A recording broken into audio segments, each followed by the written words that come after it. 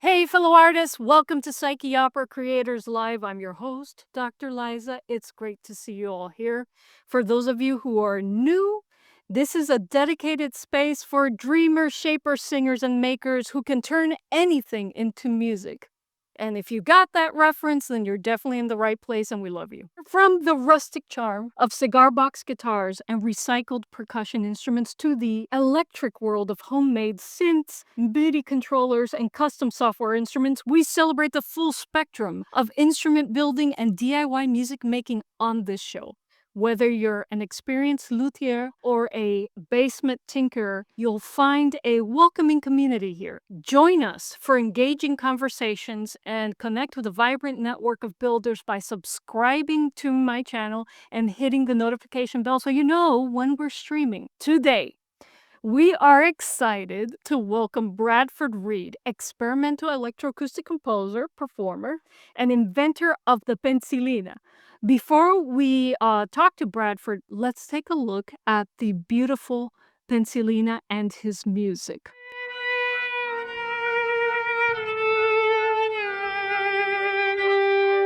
A lot of what I'm doing now these days is self-sampling. It's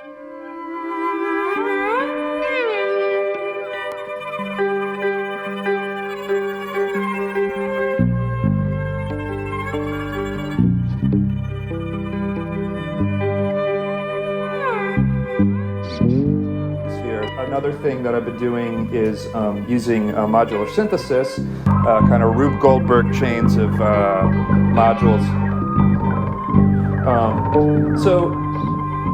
So this becomes a kind of a synthesizer using all these weird electroacoustic, not weird, but just very personal electroacoustic techniques and processes.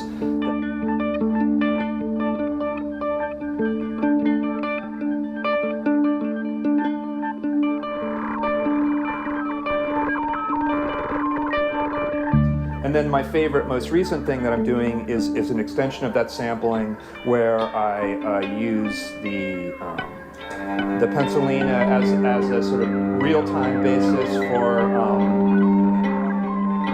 polyphonic sampling.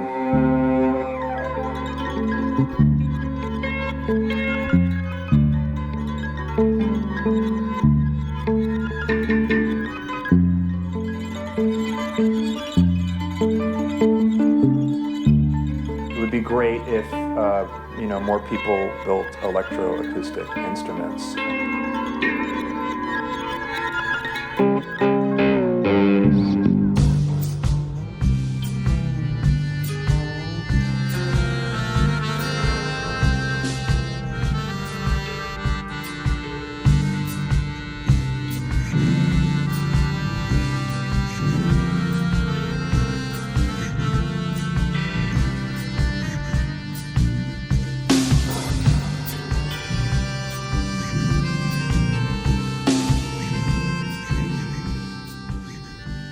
Bradford, it is an honor to have you on the show. Welcome, my friend. Thank you. Thanks for having me. Well, allow me to officially introduce my husband and co-host and fellow synthesist. And after I ask my questions, he will likely want to pick your brain about a few things. Our wonderful diehards in the chat, Mike Gorley, will probably have some questions as well. Our audience, as you know, made up of builders. So, Great. yeah, they'll definitely want to pick your brain. So, here we go. Let's talk about this beautiful instrument. You invented the pencilina in the late 80s, and I personally believe that an artist doesn't need a reason or justification for wanting to create something new. Therefore, I won't ask you why you built it. Instead, I'll ask you what inspired it. I first of all, I have to say I really love the way you pronounce the name of the instrument. It's very nice. Nobody's ever done that before. You give it like a Spanish pronunciation, so thank you. The pencilina and I are very honored to be on your thing, and it's nice to have such a flair in its name. As a teenager, I was really into Fred Frith, the British experimental guitarist, and also Sonic Youth. I actually had never seen Fred Frith play. I knew that he invented his own instruments, and then I did see Sonic Youth, and they blew my mind. So those are two of my primary instruments. I also had a friend who had been to India, and he had made this weird sort of sitar guitar thing, uh, I was just messing around with, in the basement with guitar parts and old guitars and bottle caps and just messing around, and that's how I came up with penciling to the first neck. So really, really, it was just the fact that Fred Frith had built these amazing or modified guitars, and I just loved his music so much. It just blew my mind. So he was my primary initial inspiration, and that the fact that my friend was building stuff also was like, well, I could do that too. So uh, that's what happened. Well, I mean, I know that a lot of my audience is resonating with you right now because a lot of us build with found objects and hardware store parts, which is really cool. In the 30 plus years you've played your instrument, how has the hardware evolved? Have you changed the types of strings, pickups, or even what the pencils are made out of themselves to get a Well, different sound? I don't use pencils anymore. I use these are 3/8 hickory timbale sticks. Okay. And I've used these, I think, for the last maybe 25 years. And actually, believe it or not, the Pencilina is 40 years old this year. Oh, okay. I got my math rock. That dates me a little bit. But yeah, so it's evolved just a little bit. I used to build all sorts of contraptions, but once I no, once I settled on this, I haven't really changed much. I have the same crappy pickup. Uh somebody gave these to me, a pickup to me. Oh, I can't get they're like duct taped together. Awesome. So I haven't changed much, as the answer to the question. I'm not really it's funny, yeah, it just sort of works. Um, I've changed, as far as the electronics that I used to go into, that's been a lot of, exploring and learning in terms of, like, preamps and, amplifiers and processing, but not so much the instrument. If it works, don't fix it, you know? Yeah, and, I mean, or if it even sort of works, don't fix it. I really liked your interview with CF Smith, which I linked in the video description box, guys. Please check out the link tree the interview is in. They're very interesting interview. You mentioned that processing the Pencilina through the Eurorack setup that you currently have, specifically the maths module, feels like you're doing a duet with the machine. Yeah, And yeah, go ahead. well, that was something I was kind of obsessed with during, that interview's a little bit, older, but yeah, um I was processing a bit with the Eurorack, and, yeah, and maths is really cool because it can be influenced by, other voltages and kind of, uh, create a nice, like, amalgamation of electronic gestures, based on, human gesture, which I really like. I think, I mean, I'm still interested in processing it, but nowadays I've kind of gone back to just the basics of playing it. I realize the more time that I spend with synthesizers, the less time that I'm playing the instrument, and it's actually a more valuable toolkit for me to have skill with the actual strings than patching, because it's just more compelling to me right now, but that could change, a couple of years down the road. Yeah, you follow where inspiration takes you. But did you, speaking from my own experience, taking my rustic cigar box guitars and plugging them into digital processes, I find that because the instrument is so rough, you get these unpredictable, weird interactions with the electronics. Yeah. And I feel like you've experienced the same with the pencil. Oh, yeah. And so did you enjoy that interaction, or are you always trying to tame the beast in regards Well, to there's just different ways to deal with that, right? Like you can use slew limiters to smooth everything out, or envelope. A lot of envelope followers have rise and fall adjustments that you can tame all those transients. I mean, the nice thing about the Eurorack stuff is that it's very fast. A lot of the digital stuff isn't quite as fast. I used Nord modulars years ago, and it was a little laggy. But yeah, the Eurorack. So Eurorack's really fast, and I guess the answer to the question is it depends on what I'm going for. It's really interesting to use, like for example, like zero crossings as a impetus for a sequencer, but a lot to advance a sequencer, moving it at audio rate or something like that. But the problem is a lot of the digital stuff and even a lot of the digital modules can't work at audio rate, even like a lot of the more modern Eurorack modules that are digital, their internal clocks just won't track things that fast. So that's why Maths is really special, because it's able to work at audio rate, and also output a gate at audio rate too. Lawrence? I'm going to take us in a different direction. Again, inspired by some topics in the interview that's in your link tree, Bradford. But did you want to jump in with any questions? Lawrence is a very experienced synthesist. I'm sure his cool. brain is exploding with questions. I think it would be great as a start if you could just walk us through the function of the instrument. Oh yeah, sure. Well, yeah, that's a good. Let me see. I'm gonna move the screen so you're not gonna see me as much as the instrument, but you can hear it okay, right? Yeah, we could hear it. Yeah. So I've got two necks. I've got a treble neck and a bass neck, and then I have the sticks that are woven in the strings.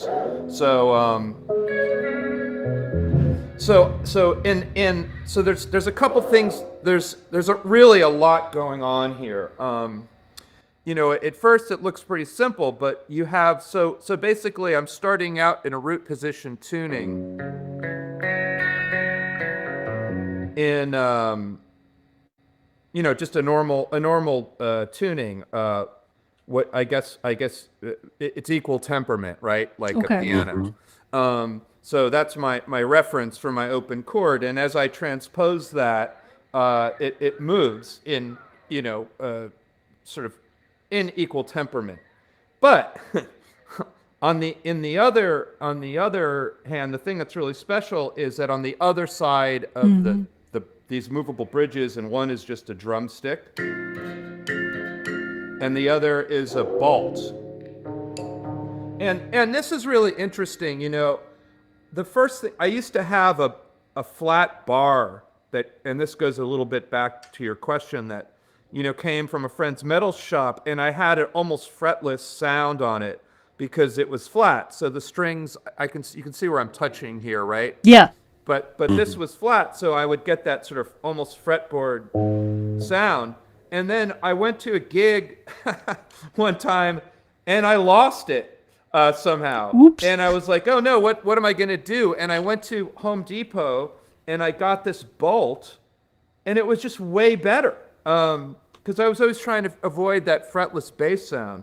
So, that was like a fortuitous thing. So I'm going to stop being sidetracked. So when you're moving these sticks around, what happens is you get a fractional sympathetic resonance is going into the magnetic pickups. So Awesome. on my left side, where I'm moving my hand now, I have magnetic pickups. On my right side, or all the bridges, I have contact mics. So so and so I kind of consider this a sort of trashy percussion area, Hmm. and then between the bridges is where all the sort of harmonic stuff is happening, and one of the interesting things that's happening is that the you're having an interaction of just intonation and equal temperament simultaneously, just because of the nature of the fractionally divided Right. strings. So Right. you Yeah. Yeah. get these incredible sweet spots, and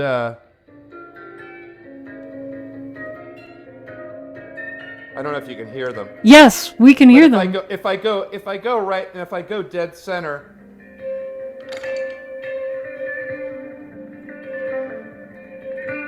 you get this almost sort of like ethereal magic, uh, almost equal resonance. And then if I put a distortion on the necks, then I can accentuate those harmonics as well. So that's really cool. And then it's all about like kind of a guitar game of open tuning and chords, and the relationships, and that I can make harmonically between the two The positions two of. sides, yeah. Yeah, and I also have to be really, with my technique with my hands. um, you can see that I'm very conscious of like what's open and what's muted. So Mm. so it's funny, and like this isn't anything that I did intentionally. It was just from playing it for so many years, because when I used to play it, I would just kind of take like a gamelan approach, and these were like the big gongs on my left.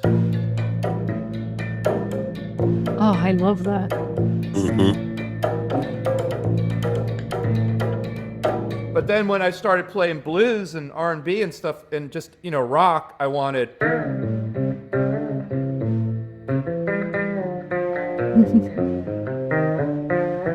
But you see, I'm still like muting, very Hmm. deliberately. So it's a really weird technique. It's probably something that steel players are really used to doing, but a lot of them have the constriction of thumb and finger picks, which must make that harder to do. But then they could also cheat and use, because they're not also playing percussively with their Right, right or their non-plucking hand. right. They're just intonating, so they could mute with that. I don't have as much of that luxury when I'm playing. Um, so like conceptually, it was sort of an extension of sort of of a drum kit, really, because Hmm.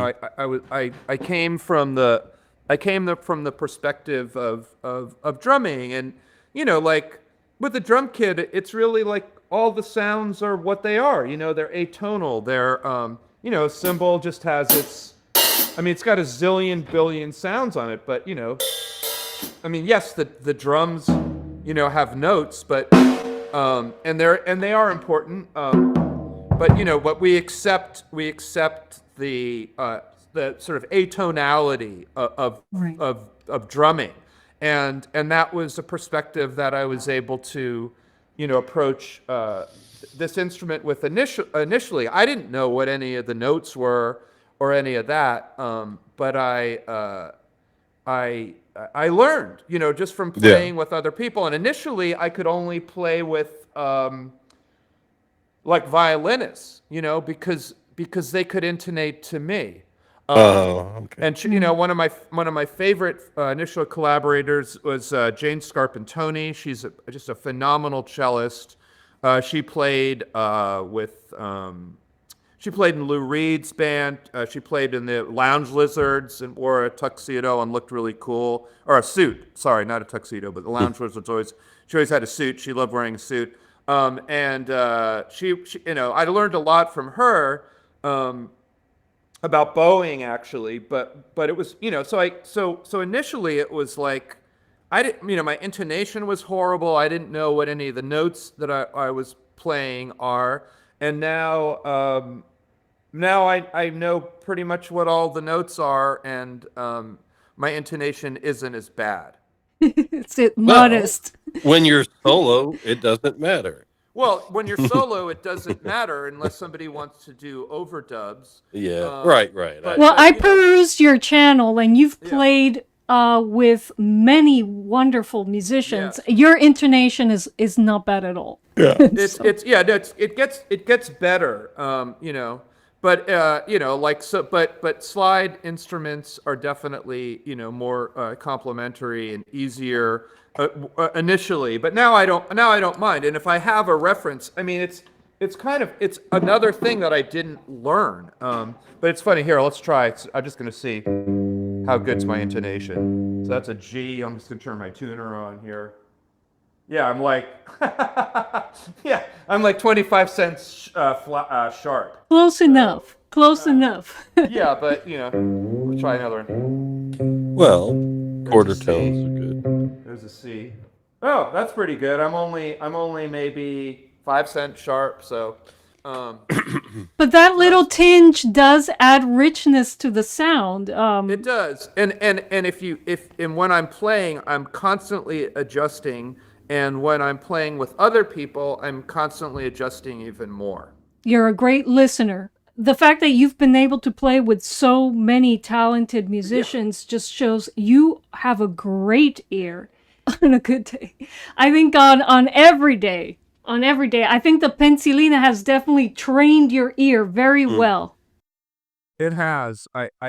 Yeah, it's trained a lot for me. It's weird. I've learned a lot about I've learned a very indirect it is a very indirect path to learning a lot about music and sound. It's been like and I'm still learning, and that's just the most amazing thing. There's so many times when I think like, oh, so if someone wants me to play a song, and I'm like, oh, I don't know. I could never play that song. And I just start doing it. And it's like, oh, yeah, I can play that. I've got that major chord there, and I might not have it at the end of the instrument, but, I have it in another range, and I can kind of cheat a lot of stuff, or I just, leave out a note, and I can get the root note, and, it's funny, but I can't move around quickly chromatically. That's just not happening. It's never gonna happen. Well, that's okay. The constraints of the instrument a composer has always defined their sound. I mean, Bruckner was an organist, and you could hear it in his orchestration. Stravinsky was a pianist, and you could hear it in his orchestration. There's nothing different with what you're doing with what the greats have done. So, Yeah, except they kind of had a lot of training and a lot more like a kind of a specific sort of training that I have not had. And that would have been cool, but then it would have been a different path. it would have been a different path and a totally different sound. You would not have approached composition in the way that you have had you had that formal training. So, I mean, I have had formal training, but not in the way that, for example, extent. Igor Stravinsky did, Not at- on the piano, and you're a pianist. cool. So, And I've done a lot of orchestral music, believe it or not. cool beans. And tons of it. I had to copy all kinds of stuff because I did music for animation for years. So I learned a lot, doing that too, which is nothing whatsoever to do with the Pensilina. Very cool. I'm gonna sneak in what I wanted to ask you about, what's good for the gander or good for the goose, is that's your latest album, correct? No, it's not. No, not at all. Oh, I'm sorry. My latest album uh has been coming. It's been Waterfall releasing over the last few months, and it's called Pedal Tones, and that's on Bandcamp. That album is almost, I think it's almost 10 years old now.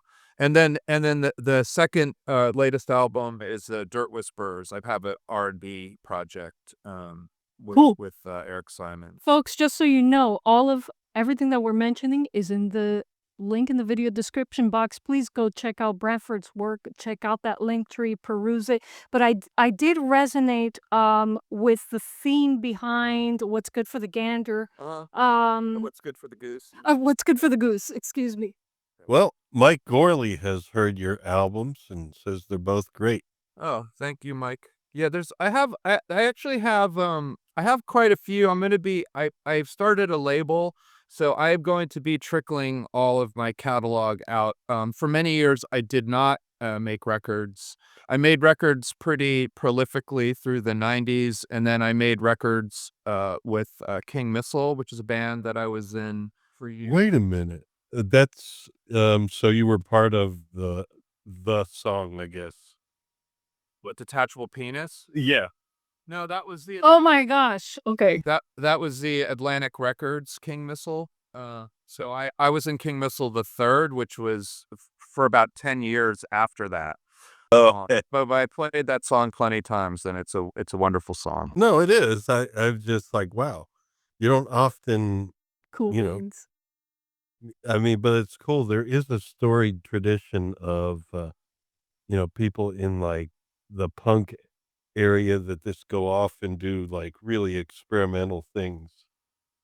Yeah, and John, who basically is King Missile, the poet, has a really amazing, wonderful, eclectic taste in music, and a lot of his collaborators have too. I mean, before me, there was Doug Bull, and then there was the Dave Rick King Missile, the Atlantic Records King Missile, and then we were into all kinds of stuff, and I've even gone to some contemporary concerts at Carnegie Hall in the last few years with John. I mean, so yeah, he's really he has very eclectic tastes. So, looking at your instrument now, are there plans that you have for transforming it or using it in different ways that are on the horizon? No, I'm just gonna keep playing it. Okay. It works. Doesn't need changing. It works. When this one was made, which was in around 98, I met a luthier, and he had a whole bunch of different ideas about the tuning pegs and doing them in line, and and making it out of one piece of wood, and he made it, and it looked incredible, and it was built like a tank, and it was just completely unplayable. Um, so one of the lessons that and then he actually copied a lot of the stuff. Actually, I have the old one. Should I grab it? You want to see it? Go for it, yes. Yeah, hold on. This one was made. This is not the first one, but this was made by a cabinet maker, and woodworker who knew nothing about building musical instruments. And I don't know if you can see, but it's incredibly bowed. He There were some nice details too, like he left knots in the wood, and it was just very fragile. I think this one might have even been made out of oak. I dropped it on the street once, and it split. I used to play on the street a lot. This one has a metal plate in it, which really messed up the sound and makes it incredibly heavy, but that's what there was to repair it with at the time. But the moral of the story was that all of these funny distances here were really important. And you can see even here, like the strings are almost pulling off of the it's you can't see, but maybe you can see how warped Yeah. Yeah, how the tension of the strings has pulled it's it. pulled it in, It yeah. has it even has a metal piece in back there to keep it from completely self-destructing. But amazingly, because of all these weird things, it was playable, like I had got used to it, and all of these distances and all of the stuff, that I thought was just random and arbitrary had like an incredible, impact on the playability, and the sound, but really like, it's pretty incredible. So, I don't know. I'm just, yeah, so as one, invents things, like, like you can it's like with software, people try and make software better, and most of the time it's, or a lot of the time it's, with every new function, then there's some kind of like, dysfunctionality. Sacrifice, something is sacrificed, yeah. I guess it's important to acknowledge, because, as like an instrument builder, that there are you don't really know what's important about it until you do it again, you Yeah. know? Like what works and what won't, and why it works. I mean, I'm not a luthier, I'm not a physicist, I just like banging on stuff, so, um Yet you were able to make something that was more than functional, and the luthier wasn't able to well, when they try to reproduce yeah, it. but that's but it yeah, the luthier made it so that it would stay in tune and be like durable and all the stuff, but there were all these, I guess it's called afterlength, that's really important, in terms of playability. And I had another I worked I'm actually working now with another luthier who is building 2 more of them for me. Um, and that's, he's might even be starting, like, as we speak. So that's really exciting for me, and he's Martin Keith, he's a great guy, and he's a very experienced, luthier. So, and he's basically just copying, this one. Is this something that you're planning to take to market? If I ever did anything with it, I would make it open source. I wouldn't do that. I think I might sell some for a while, but I eventually, it's something I'd like to just give to the universe. Cool beans. Good. But not right away. I'm still working out some kinks, and I'd kind of like to. Yeah, I don't really want to go down that road yet. Yeah, yeah, you want it to be set before you gift it to others. Yeah. But some people have made them. Like, there was a guy, who really loved it. Daniel Fishkin, who ended up, making a lot of daxophones. He's incredible. And he made a Pennsylvania, years ago. And but he couldn't. He The weird thing about it is it's actually like it looks kind of simple, but it's very, very, drummer centric. It actually has like it doesn't have to be, but the way that I play it has a lot of, like open-handed coordination, going on, and that's kind of important. So, and it's probably the way that I have it set up, it's probably more of a left-hand instrument, even though I write with my left hand, but I drum right-handed. So, Wow. it's kind of weird. Is there anyone else performing on the Pensilina apart from you currently? Okay, so it's just you right now. Yep. Alrighty. So this is gonna be like maybe it'll be like history's next Troutonium. The greatest builder didn't give away his playing secrets. And so now nobody really can play it anymore. Oh, I would, I'd happily teach people if I had the time and was interested in doing it. I don't feel particularly secretive about it, No, the Troutonium, just to be sure, is certainly not kept secret. Nobody could play it like, what Well, was his name? Dirk Eckler Yeah. is alive today, and he plays it very well. He's been in touch with us.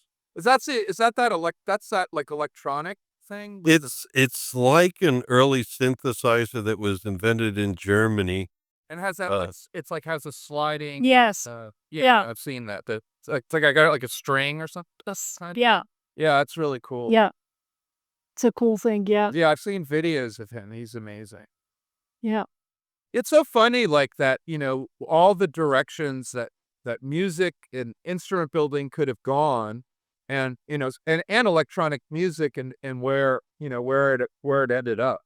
And now what's happening with these. So it's like. Yeah, definitely. It's great when you have journeys that involve the crafting of an instrument as well as the making of music. Because as artists, one of the ways that we can reach people is by talking to them about what we do and what we make. And the more they can see like some tangible thing that you've built, the more engaged they can be in what you're doing and what comes as a result of it. They can pick it up and touch it and everything that's approaching a whole different angle of, kind of like being an ambassador for art and the creation of new music. Yeah, and I think I am a fan of musicality. You know, there's a lot of of a particular. I like harmony and rhythm and all that. Old school stuff. I like that. Old school stuff. Well, there's a lot of sort of sound art which I like also, but it doesn't. It just I don't connect with it the same way. No, I know what you mean. I know what I you mean, I love John Cage and I love Music Concrete and all of that, but Oh, yeah. it's yeah, it's funny. It's like, but I'm just thinking more of like how with like a lot of people would consider like equal temperament kind of like oppressively hierarchical. Um, and there, and it's weird because it is this sort of uh, it's a really intense compromise, and Yes. and now when there's and now when there's so many synthesizers that don't have that, and you have all these different Scala and all these like do we say Scala or Scala? I don't know, but all these other tuning systems, and there's I forget her name, but I've been following her on Instagram. She does like pop music and alternate tunings, and it's fantastic. And ultimate, I don't even, and I don't understand any of that. I don't don't ask me about pitch ratios because I have a friend who's a music professor and he tries to explain it to me and I still can't. I just don't get it. Well, But the modular synths, right? They're so cool because then you can actually just work. One really interesting way to work with them is just by listening, and seeing what all these things, you just escape, traditional, hopefully, traditional, Western harmony, and it can be very successful musically. yeah. Well, I agree. sometimes I just love droning and Yeah. but then talk about oppressively hierarchical. What do you mean? There is only one Only one what? pitch sometimes Oh, for the drone. oh, okay. Well, That kind especially of, when you, well, if you look at it that way, like for example, didgeridoo, a single didgeridoo is going to play one fundamental pitch, but you can get a plethora of harmonics out of it. oh yeah. Well, same thing with the violin, right? I mean, if you're not playing a double stop, it's one pitch, but look at how much detail there is. No, I meant one pitch as in one note, Oh period. yeah, one note, right? Yeah. You can play fingerings on, violins, but Yeah, but didgeridoo, a gong is one pitch, a bass drum is one pitch, you know, uh, a lot of drums are one pitch. So, you know, But the beauty of like something like didgeridoo is that you can bring out all these harmonics, the overtones and partials because of the wood. Um, you know, yeah, and people can beatbox on them too. yeah.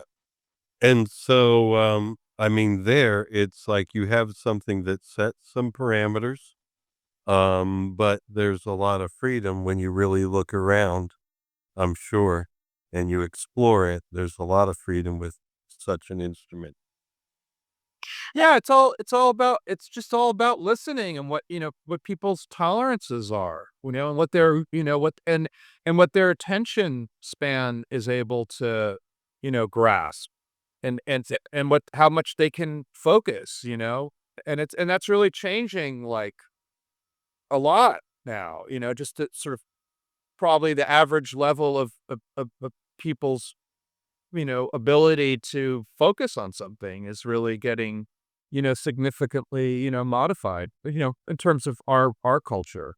So, you know, but who knows? Like, what's cool, I think, about a lot of the synth stuff is like people's ability to kind of like micro analyze all these aspects of sound, like that are so nerdy, and like filter types and all this stuff. I mean, that's some pretty like detailed listen it, you know, that, I whatever, it could be irrelevant, but it's still so detailed, it's amazing.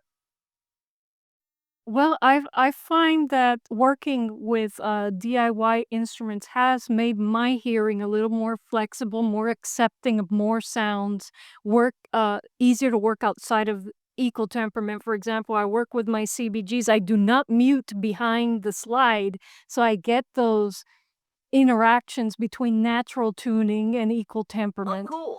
And so, I find that some musicians are more accepting of the sounds and coloring outside the lines, and some musicians are just so married to equal temperament, to the point where they could lose muscle memory if they hear, a tinge out of tune. Something is a tinge out of tune on the instrument they're playing.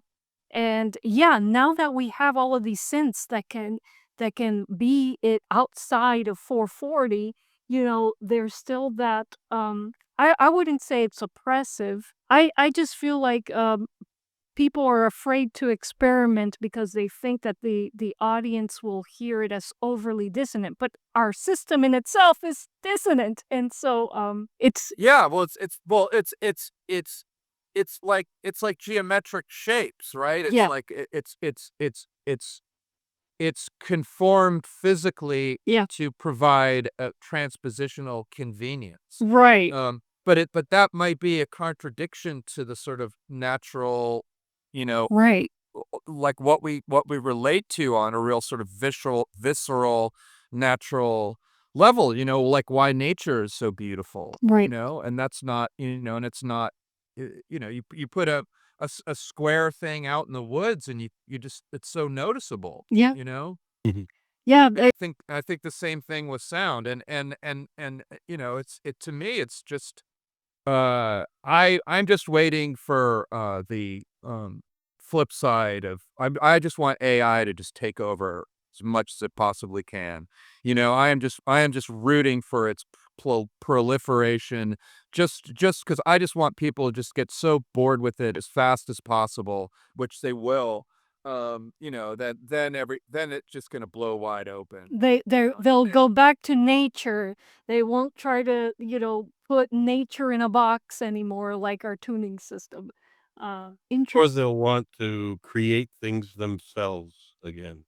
Yes. Yeah, or just listening, or just like how do you relate to stuff? It's like, the I don't I could just go off. I don't really want to go off on a platform right now of like No, it sense has its uses this. and everything, but in creativity, one of the things that's really important, it's you being a creator, and that experience can't be. you can't come across that any other way other than you engaging with your Absolutely. And some people are just Liza's saying, like, they're just naturally inclined to equal temperament, and a certain it's just like, that's why I can't really, um I would never ever criticize anybody's relationship with any sort of type of music making, because everybody just has their own path. Exactly right. Exactly right. And that's something that's that I honestly, that's changed in me, because I could never understand why would somebody want to make this or that, and then I realize it's, like, I got to get out of my own, egocentric, perception of everything, and that just comes with age, I guess. Yeah. A lot of knowledge comes with age. Yep, yep. Well, I did want to segue into a bit of nature Excellent. and the environmentalism that kind of inspired some of your work. And since we're talking about nature and putting nature in a box, I'm going to bring this up because it's relevant to this conversation. For the viewer's context, you spend a lot of time out in nature, an advocate for coexisting with it, and rather than trying to control it. And my audience knows, Lawrence and I are homesteaders, Oh, and cool. yeah, we've adopted a natural and permacultural Wow. approach to maintaining our property. Instead of clearing out native plants and putting in a high maintenance lawn, um, we've allowed natural stuff to reclaim space, and this has created an amazing ecosystem where nature rewards us with wild food. Oh my God. Previous owners of this property were unaware of the extensive patches of wild passion fruit, winged sumac, summer grapes, and other plants established right in the soil. And unfortunately, many of our homesteading neighbors don't realize how naturally productive their properties are, and their land, they just end up mowing it down. And Yeah. I know you're Well, not all. There's one right. that And certainly more than others, but yeah, and you mentioned that's why I brought up the geese thing, because I wanted to get into this. So that All right. part of the interview really with Smith was really inspiring. You met some homesteaders who were complaining about a bunch of geese. Oh, Um they just weren't homesteaders. They were like, fancy city folk, oh, oh, okay. who didn't think that that the geese should be, invading their, precious well, where are they gonna go? Yeah. somewhere else that's, not their land. That's a particular mindset, that's pretty pervasive now. Have you personally, I mean, ever considered homesteading, becoming a steward of land? And Yes, I am currently a steward of land. oh, Okay. cool beans. In New York, out of state. Upstate in the Catskills, yeah. Oh, Cool good. beans. Yeah, I have 30 acres of land, actually. Oh, Oh wow. my gosh. Yeah. That is amazing. Yeah, I made a good move and bought it before the pandemic, and Mm. I have a lot of Amazing. trees, and I'm learning all about stewardship, and and it's a lot to think about. I mean, it's so interesting for me, like, looking at land, and like, I have a lot of white pines on my land, which are they're not wonderful. I mean, they're beautiful trees, but they're really not, Are they invasive?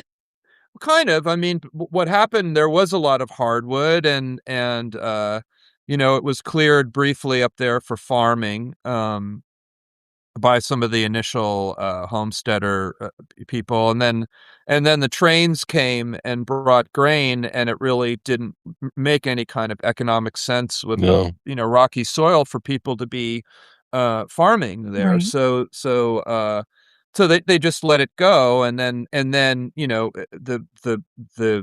most shade tolerant trees popped up because that, their information and their seeds are there in the ground. So one of the sort of, I guess one of the things that's tough in the Catskills is because there's been so much manipulation of the land and like turnover of tree types and stuff like that, that the food for the animals, has greatly diminished. Oh, sad.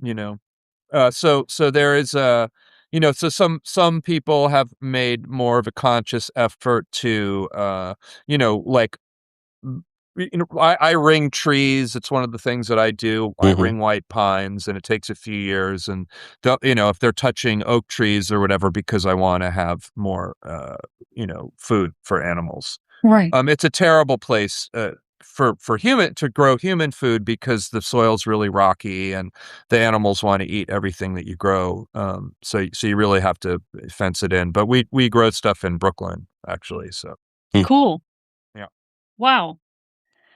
Well, Yeah, what we have some plots that are for us, but most of the land is, for whatever right. it wants to do. What kind of land is it? What kind of trees are there? Or Well, we Well, have bicentennial live oaks. great. And we have turkeys come by and eat the acorns and different Amazing. animals, deers. We have what's locally called whiskey cherry trees. Although we don't have any old enough to produce fruit yet, but we a ton of Passiflora incarnata. What's Uh, that? it's wild passion passion flower. fruit. Yeah, wild Oh, passion flower. It just pops out of the ground early spring all the way through incredible. late summer, and it provides food for us and the wildlife. What do you Um, make? What do you make out the passion fruit? What do you make, like jams and stuff like that? I personally It like to and ferment and make mead. Um, or Mead. Oh, I love yes, mead. That's we cool. have many local people that make honey. Well, the Great. bees make the honey, but there's a lot of local honey people, and so apiaries. yes, and Nice. so we use local honey. We do not kill off the bacteria. Our meat is probiotic. And yeah, that's what we mainly use the passion fruit for. Recently Well, we and just the fruit itself. yeah, For me, I do have anxiety issues, the flower. Yeah. and the Yeah. flower and the fruit help. Yeah. Oh, wonderful. And the leaves are also And the leaves are edible. edible. The leaves are unlike Edulus, which is the commercial passion fruit. The leaves aren't hairy. They're very it's like a lettuce. It's Mhm. very good Wow. for you. We have wild persimmon, American persimmon. Mhm. We have tons and tons of winged sumac, which was basically the citrus of the Native Right. Americans. And also in Europe, before citrus was introduced to Europe, in the I think in the Renaissance, that was the citrus of Europe. That was the main vitamin C source, and so I'm just looking up winged sumac. I'm not familiar with it. I know staghorn sumac. they're related. They're related, and they both produce edible berries. And it's the same sumac that is used to make Middle Eastern spice that you spice up rice Yes. and meat dishes with. But We have a lot of we have a lot of we have a lot of staghorn. yes, so what you could do is we have so many on the property, and they're prolific. And what I take is Oh, wow. the berry bunch. You want to harvest it on a hot day when it hasn't rained in a few days. You take it down and you simmer it in warm water for 24 hours, and you got a really sour drink. You can also use it as acid blend for any fermentations you're going to use. I haven't use them as a spice, because that takes a lot of work. But a lot of separating the outer the berries, basically the outer shell, the part that's usable, that's sour, is a crunchy outer shell and with a big seed on the inside, and you got to separate the outer shell from the seed to use it as a spice. But I just use it kind of how not kind of how the Native Americans used it to make that sour drink, just the infusion of the berries and water. Great. But yeah, we have tons of that, tons of wild persimmon, tons of summer grape, and it's Blackberries. blackberries. Yeah, that whole area, we can hardly Yeah. get to it. Yeah. That's fantastic. Yeah, so yeah, we got rabbits and foxes and rattlesnakes. But we also have possums that eat the rattlesnakes, so Great. we're good. Yeah, I wish everybody had all those things. Yeah, it's like a change in mindset. It's like you don't have to destroy what's naturally on land to be able to coexist with it, to be able to, we're eating off of the land, of what's naturally Yeah. there. I mean, the thing is, you got to be smart about it, Yes. saying that our land does this, and if we want to let it do what it does, that's fine. You just Right. need to trade with other people, Right. rather than I want to be all self-sufficient, me and in and of myself. Then it's Exactly. too hard. Right. It's I too have hard. friends who did that for a while. And that was pretty interesting. But dumpster diving was part of that for them, and it worked. Hey, Well, whatever, well, the thing is, rather than being 100% self-sufficient ourselves, we'll just trade with other people for things that we don't do. Right.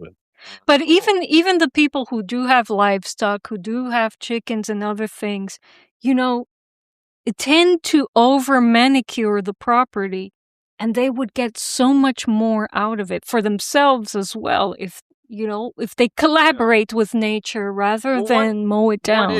One issue, in this part of the world is ticks. So, and then people have pets, so they, that really freaks them out. Ticks are, Lyme disease is. I don't think you're in Florida, so I don't think it's as much of an issue. But I do get it. Like if you have a dog and kids and all that, like Sure. It's a hard thing to be able to accept all the time. And we just deal with it, and we have some, we keep doxycycline on hand and stuff. Are there any natural predators to ticks in your area, or they've kind of all moved on to other? If there are, they're probably just so fat and happy somewhere, that they're not too motivated to eat any more of them. Understandable. Again, I advocate for a balance, and not. I agree. I'm with you, but it's just like in the Northeast, it's just ticks are just like this Lyme disease is just, it's a nightmare. It's really a thing. And some people just they wear like tuck their pants in their socks and all that, and I mean, I just weed whack. I weed whack once a summer, when I'm having a party or something, and that's about it. Sure. And around the house, but it's, not their lawn. We have some manicured areas for sure. Not very much. Not very much, but we do have our areas. Yeah, My where we can only get through. issue is the over manicuring and the taking down of the forests, and people don't know what they have. It's a sad, depressing nightmare. Best summed up by that R. Crumb cartoon, where they show the field and then, like a road or a path, and then the road, and then the telephone pole. Do you know this drawing? Yeah. It's, that's it. And then it's like just, concrete and convenience store. I'm I'm originally from Miami. I went down there recently to help my parents. They moved up to where we're at right now, and it seemed like a giant parking lot to me. No, you know, I've become accustomed to living giant out parking lot where parking isn't available. never available. There you go. But it's amazing what people get used to. You feel so constrained. You feel it's so claustrophobic. Well, that's I think, and getting back to music, the more time that I spend in nature, the less energy that I'm using to filter out, like, to gate out the city and things that are annoying Interesting. and invasive. So I think the more time that I spend in nature, then that's more more energy that I have in reserve to focus on, like what sounds good and what I like. It's interesting. So I think creatively for me, it's been really great, transitioning to living in upstate New York, and also it's just evaluating music and evaluating what I'm working on. I generally I used to do that on the subway, and now I do that when I'm walking in the woods, and it really helps me a lot. Fascinating. In terms of like, and it influences the kind of music I'm making, and I don't know if, I don't know if maybe the music that I'm making, is, more appropriate for people who aren't in the city, like if in the city, like if you're in a city and you're just like part of the flow of everything, maybe you want to, listen to like really intense, hardcore, techno, or, just stuff that's, like kind of like goes over that environment, and it makes sense to me. So I think listening and creating, where you live is really going to I agree with Mhm. that. I did feel just creativity opening up when I came here. It's just there were so many, and then sometimes it was overwhelming because there were so many ideas. It's like, okay, now I'm overwhelmed. I don't know where to start, kind of thing. Yeah. So I get that. Do we have Lawrence? I don't know. I haven't been glancing over at the chat, but does the chat have any questions for Bradford? if they're I'll not ask completely them. bored by our Oh, no. There's casual people conversation. that enjoy this stuff. I find that many of the instrument builders do love homesteading talk because A lot of they're them are makers, they're homesteaders. creators. Oh, that's cool. A lot of them are homesteaders, and we've had similar conversations with other guests as well. There's something about being out in nature that just triggers creativity to turn on and go on overdrive. Definitely. I mean, just to be clear, like I don't consider myself a homesteader. I mean, that sounds so sort of romantic. I'm Yeah. more of a dude who just, moved upstate. Cool So beans. but I am a really avid hiker and backpacker. So Yep. that's where I get that Awesome. connection. Yeah.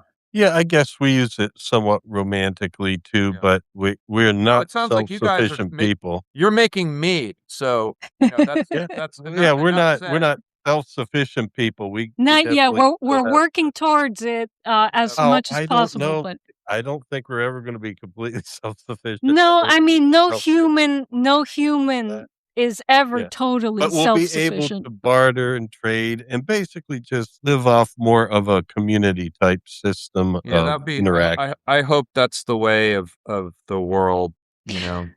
Oh my gosh. I'm not gonna go onto alternative economics, but yeah, I think that is the future for humanity if we are to have a future. And Well, Mike is gonna rescue us here, with a Mike, question yes. that will focus us a little bit. Let's see here. I Okay. was curious about the tuning. Also, what he has on the pedal board. Oh, okay. So, tuning wise, I use obviously it's an open tuning, and so I'm able to so basically I use just minor seventh chords on both, just open minor seventh. Cool. Mhm. I can take the seventh and I can make all these notes unison because I have a switch here on my treble neck. Awesome. And then I can take this third also with the switch, and then I can make it minor. And I can also make it major.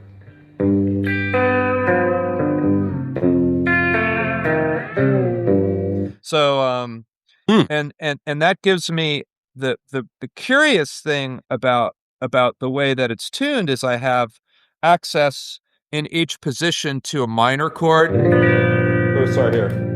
I have this minor, and then I have major. Depending on which strings that I don't play. So that's huge, and that was not intentional. That just came very organically. And the muting of strings has just become, second nature to you. Yeah. I don't, it's just just a very odd technique. No,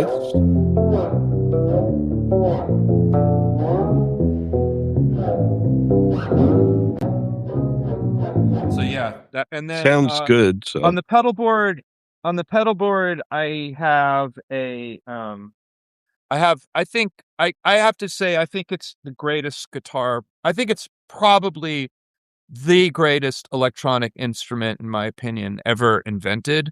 And it's called the Empress Zoya.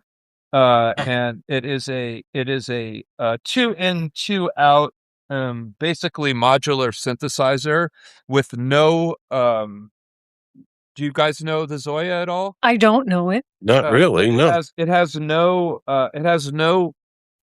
computer interface, so it's completely programmed using these little lights on it, and it has 2 audio ins and 2 audio outs, so I can process each neck separately.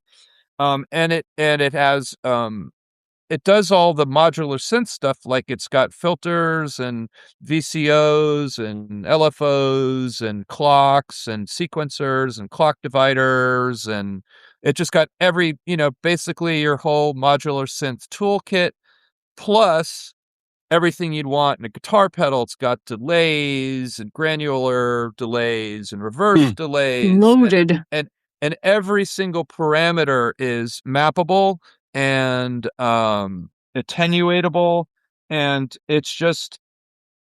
And I spent a good deal of the pandemic learning to program it. When I first saw it, I thought it was just completely ridiculous. And I thought it was some sort of step sequencer thing, which it could be, but it's customizable.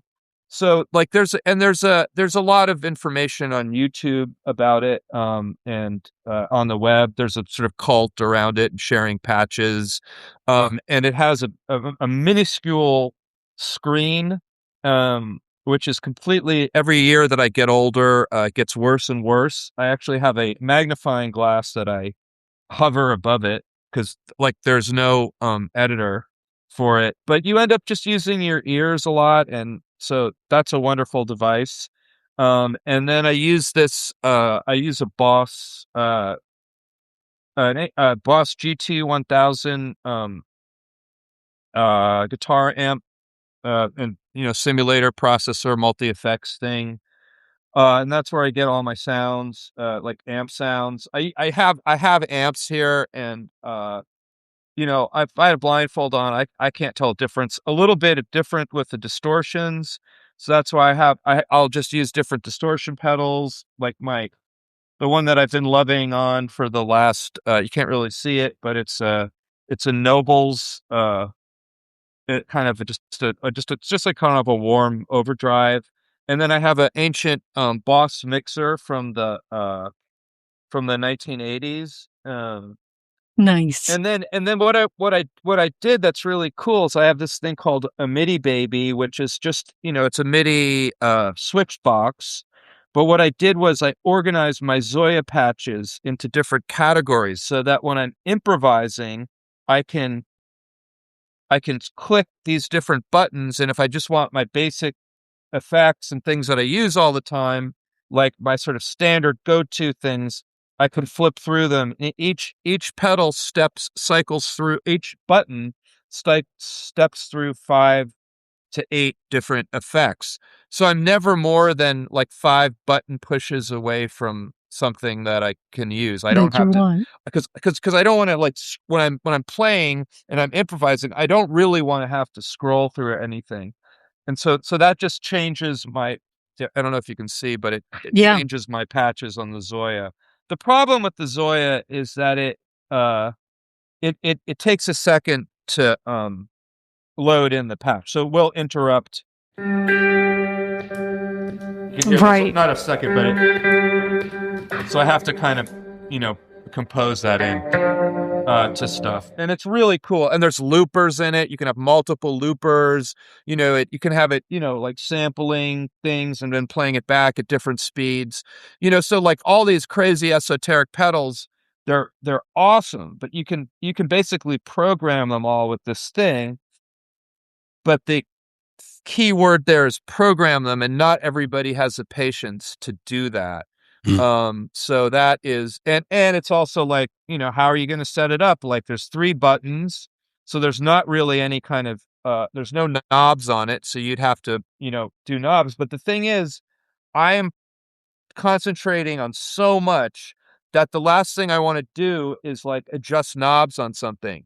So I have it like, I have it sort of like set up to logically, implement stuff that I want to do, when I'm playing. And then I have a sort of template in my head of color coding, the inputs and outputs and different, pages of parameters, so like these red line here is my left side, is my bass mix. This is my right mix.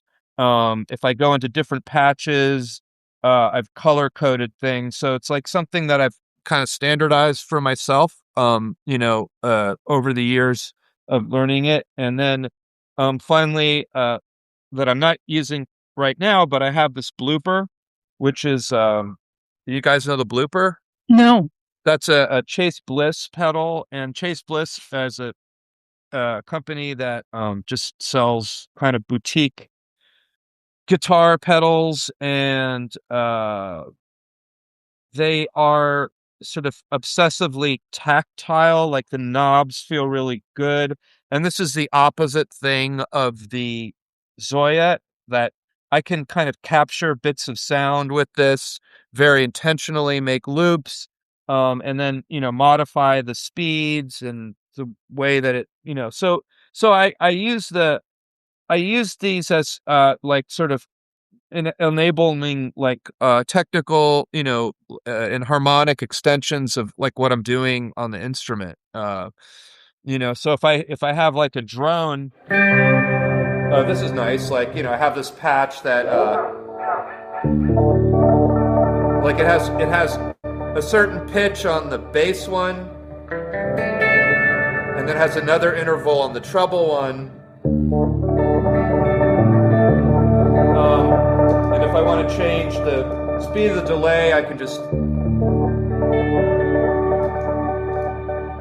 so it's very pretty, this one.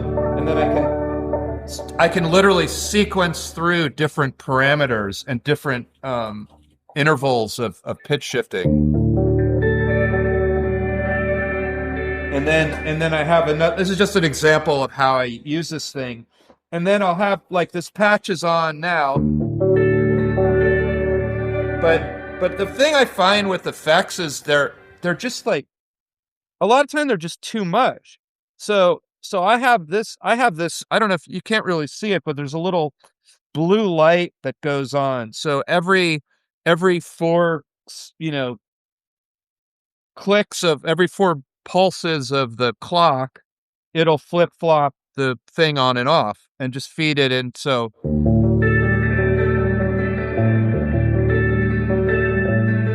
it like it'll grab bits of sound. So so I have like a kind of approach, like a very technical approach to like realizing processing. because I don't really want to. I don't. In some cases, I don't want to overwhelm the instrument, and I also do things like with it, like I have it set to duck the effects. So if I lay off the instrument, it that the effect will sing more, or opposite. So so I'll envelope follow the inputs, and then I'll have I can invert that into ducking, or just like using VCAs to kind of parallel the dynamics of the instrument. So it's pretty cool. Like it's really it's a modular synth. It sounds great. I can't really tell any. This is sounding like a Zoya commercial, but I really love the thing. Well, according to Gemini here, there is librarian software for the Zoya. There's a librarian software, but there's no editor software.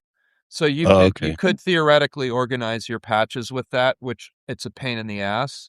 Mm. As far as I'm concerned, I don't use that many patches. Like I tend to kind of like program things and then just like focus on those. Are Like you talking those about the patches. Mike Moger software, the developer Mike Moger? Well, he's a sort of like outspoken um Mhm. dude who's just like pushing the thing and educating people about it, and yeah, that's the one. There is a patch editor now new in 2.0 as of early 2026. Oh Oh gosh. my god. The librarian now includes a beta patch editor.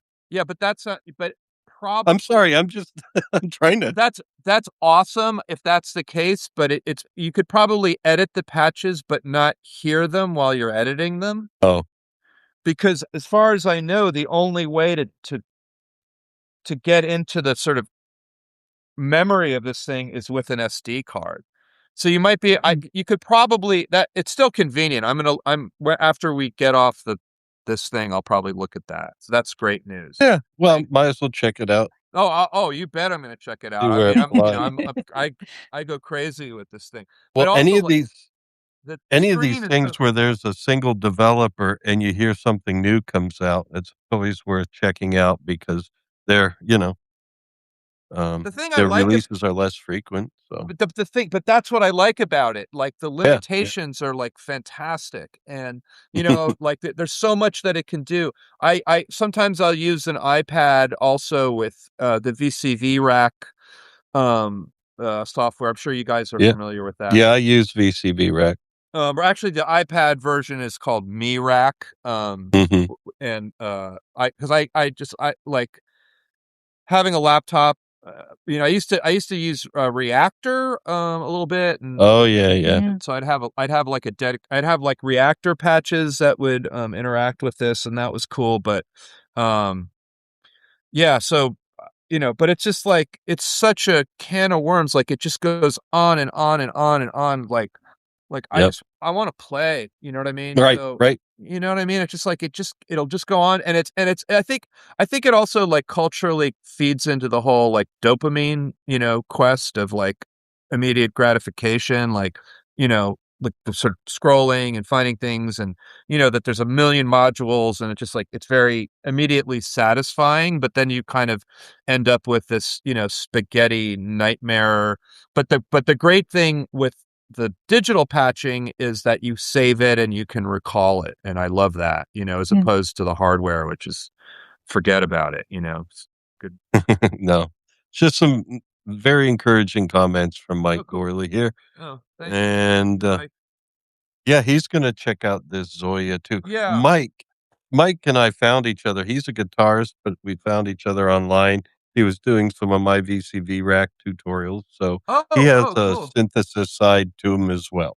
Yeah, VCV rack is, I mean, it's so incredible, but it's like, oh my God, like what a rabbit hole. Yeah.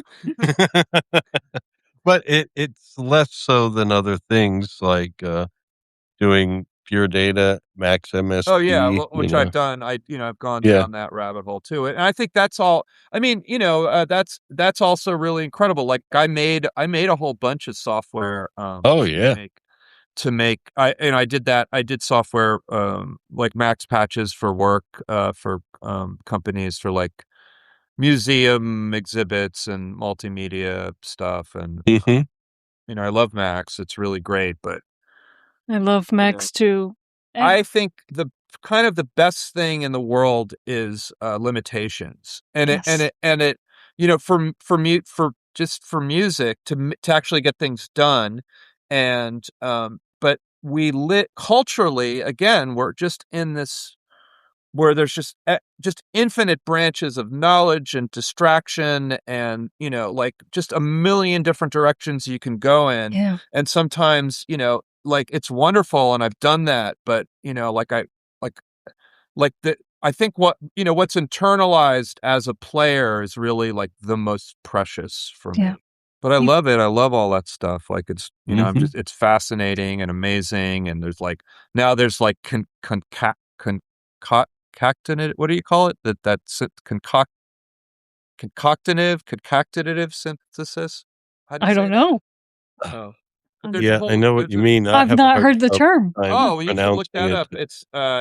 It's there's a whole, and it's also open source externals for Macs, and it basically it's like finds timbral. It does like timbral analysis of concoctinative.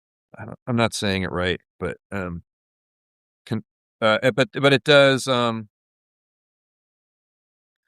it peruses all your samples and then finds like similarities in the sound, and Oh my uses like gosh. multiple samples to it's incredible. Like um Is this AI driven? I'm sure the analysis is Yeah. Mm. Wow. is that it? Concactinative. I'm trying to I'm look it I'm up, but I'm learning getting this term for the first time, so I don't know. But that's if you want a really cool rabbit hole, that's the one. Gotta well, check it I out. have enough Yeah, to explore. concactinative synthesis. Yes, I'm right. Oh my An God. audio production techniques that generates new sounds by analyzing, selecting, and stringing together small pre-recorded segments units from a database known as a corpus. So you basically direct it at a file of sounds in your thing, and it. This is your rabbit. I'm sorry, Lawrence. Yeah, well, I think I saw an artist do something similar to that. He had a bunch of different video clips that were very short, and it would blast through them real quick for a Yeah, well, piece. it's like doing that with Yeah. sound, but if it was video, it'd find the same color and the same geometric shapes and start to like put them together so fast that they were indistinguishable and made like new forms. And Mm. that's what Gosh. these things do, and it's beautiful, and it's it's able to work in real time. But it's Amazing. there's so many parlor tricks. That's the problem. It's like Yep. vibrationally, we got to kind of get. I don't know. I just feel like you You know, wanna be able to jam for a it few just feels hours. so darn good to like hit a drum, to Mhm, hit something that's vibrating. Like it just feels so satisfying to me. mhm. Like a string that's vibrating or bowing something or whatever, like to just be engaged and to like, and the fact that it's completely elusive and you might not ever be able to get back to that exact same gesture or sound or piece of music or whatever. And you can't save it, and so what? You make it Yeah. again or make something different, Like, Mhm. it's cool. Feel the vibrations in your hands. Yeah, I love that. And, I feel like, yeah, just, I've, I just, yeah, it's for me, that's the way to go right now. Like I said, 3 months later, I might be singing a different tune. Well, you go where creativity takes you, and Oh, don't constrain yourself to, well, this is what I do and this is what I'm known Mhm. for. Yeah, don't allow that to keep you in a box. Go where it takes you. yeah, All that's what about I've that. done. But it's interesting because I've been doing a lot of social media stuff, and it's and I used to play a lot on the street, and this is the sort of modern equivalent of that. Um, it's really nice to see what people are inspired by and connect with, like, and that and that inspires me to kind of push forward with some of that material. So that's, I like that. I think when there's an energetic exchange, I think that's really, really important. Yes. Also, For sure. That's why the tradition of live performance and people should never die. You have to experience that as an artist. You're missing out if you don't. yeah, and So, also as a listener, I mean, it's. I Yeah. think I don't think there's really, like, in some ways I don't think that there's that much of a divergence between, like, composition and in listening. I think it's sort of a very, very similar activity, not the same thing. Well, the best composers we know were the best listeners. Had to be. Yeah, and the best film directors, use music, Yeah. Mhm. very effectively. Yes.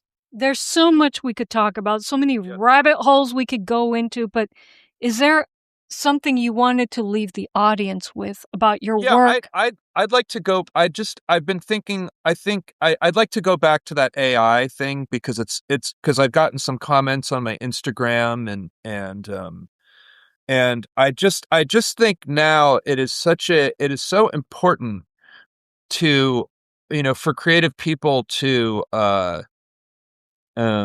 like, double down on what it is that they do, that's unique to them. And and it's weird because I've always done that, and now I'm seeing there's a sort of perfect storm for me of like, the, like, social media, but also the proliferation of AI, and I and and the AI is so kind of, in the end, like, sterile and vapid, and but it's also, like, it's really amazing too, like, the in some, like, linguistically it's incredible, and musically it's also pretty Yeah. pretty in- amazing, like, Yeah. all equally incredible. But here's the thing: the music production in the last, you know, post Pro Tools 25 years has gotten so freaking sterile and so algorithmically Yeah. regimented, and Yeah. people are working so religiously with pitch correction and clicks and all of this stuff, that to make the jump to AI, to that little micro adjustment to copy that music, is so small Yeah. that it's, of course, everything, like, of course AI is so effective, now, Mhm. because it's so close to the way that everybody's been making music in this really, kind of regimented, safe, controlled, Exactly. sterilized way. And so I just encourage anybody who's a musician or a builder or whatever to just, like, you know, like, double down on your, triple down, quadruple down on your weirdness, and even if it's making, like, cigar box guitars or whatever, and you want to put a bass string on it, and, another neck sticking out of the thing, like, do it, because, like, the world needs that. Yes. Like, and Yeah. I need it, we all need it. And it just, and again, I think we should really welcome AI, because once it's just so saturated, once everything's so saturated, then, what isn't AI then becomes really differentiated. And what isn't AI is also not going to be what stuff's been sounding like and produced like for the last, 25 boring ass Yeah. years, especially with, pop music, Yeah. Yeah. Yeah. Like, it's just so freaking lame. I mean, Oh, like, yeah. as a drummer, when drum machines came out, I was just so, like, I'm really going off on a tangent now. I was No, so no. bummed off at, like, I was so pissed as, like, a 12-year-old, like, what the hell's going on here? And then, like, the, FM synthesis was just like, it was like hell, you know what I mean? And that music sounds like the most soulful thing in the world compared to, like, like, Yeah.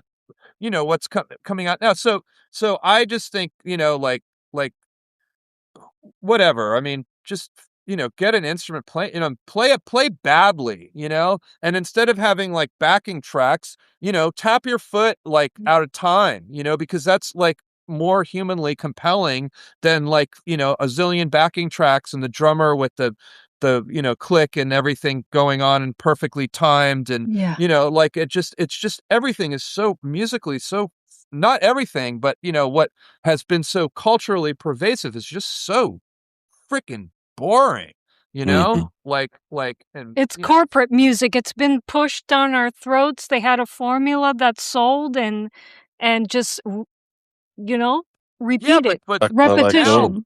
but people are but production wise, people are so like attached to those tools like little security blankets, and just like we've got a zillion tracks, we can record all these things, we can edit the stuff, whatever, like Glenn Gould, your your sessions, go crazy, find like the the core thing that is most idiosyncratic to what you're doing, and try and go, run with that just for the sake of humanity now, so that's my parting comment.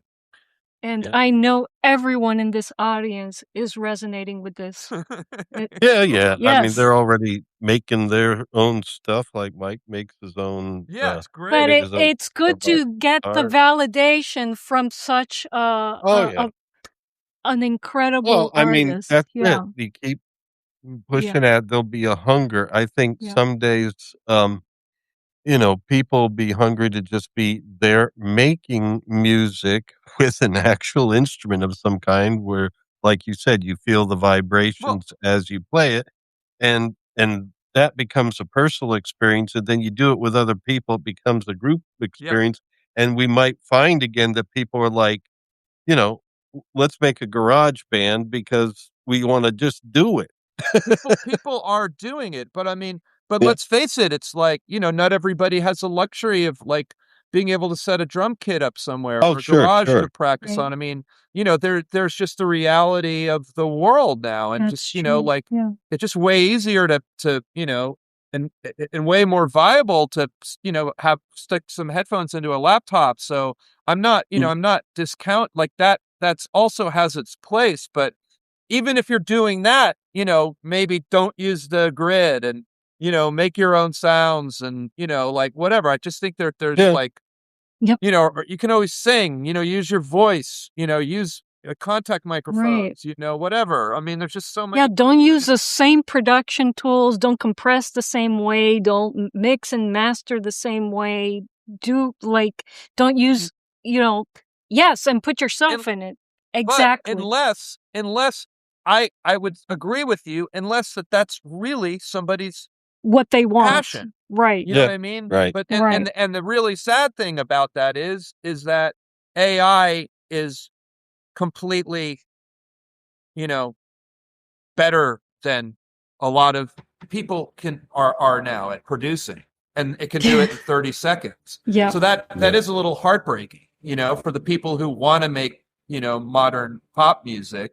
It's really it's well, it may force a lot of people who were just merely technicians. It's like, oh, well, I'm not really an artist. I just do the mixing and the mastering. I'm just an engineer. They might become the creatives now. And God knows we need more creative people. Yeah. Or the technicians will like hook up with the people who are just, playing the instruments more like back in the old days, and collaborating, and and that is happening. I mean, it's, that's happening for sure. I mean, there's great companies making, sample libraries, and I mean, I think any kind of music making is fantastic, and I, agreed. like but it's just like this, this is a difficult time. It's really, it's a transitional time, and and it's just like let us just embrace humanity, our own and everybody else's, and hopefully recognize that it's not that it's not differentiated. You know, that energy of consciousness is the same, and Yes. you know, and if it technically, I believe, even if it's mechanized, it's still a variation of that. It's just kind of not as, you know, compelling. So, you know, that's my party. Incredible. Mm-hmm. Well, Very thanks for good. having me, and thanks for doing what you're doing, and you know, making mead and all that too. Well, thank That's you cool. so much for contributing your time. This has been an incredible stream. Thank you so much, Cool. Bradford. Thank you. Thanks And for so, having me. folks, please go support his work. I have his link tree in the video description box. Please subscribe to his YouTube channel. Bradford Yeah, or Reed. don't. Yes. Or don't. Just go out, see some live music, or make some cool music. Well, we want Yeah. people to support. We want people to support you, Bradford, Okay, because so then, yeah, follow me on YouTube or Instagram, or check out my record on Bandcamp. go or do it. Yep. Stream it on Spotify. I won't get paid, but that's okay. Or better yet, switch platforms.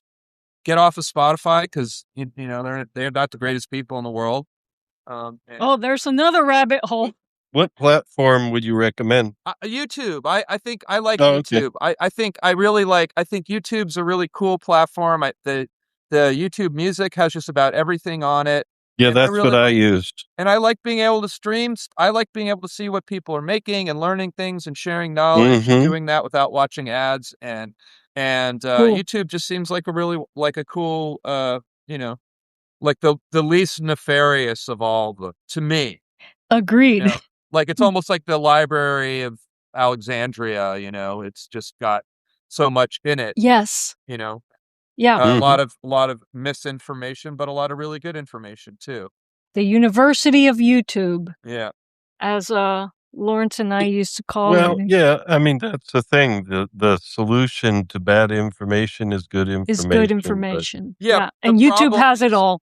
Yeah. but the problem is how if you don't know about something and and somebody's very outspoken, how do you really know? You know what I mean? Like, There's always that follow your gut kind of Mhm. instinct that we've learned to ignore.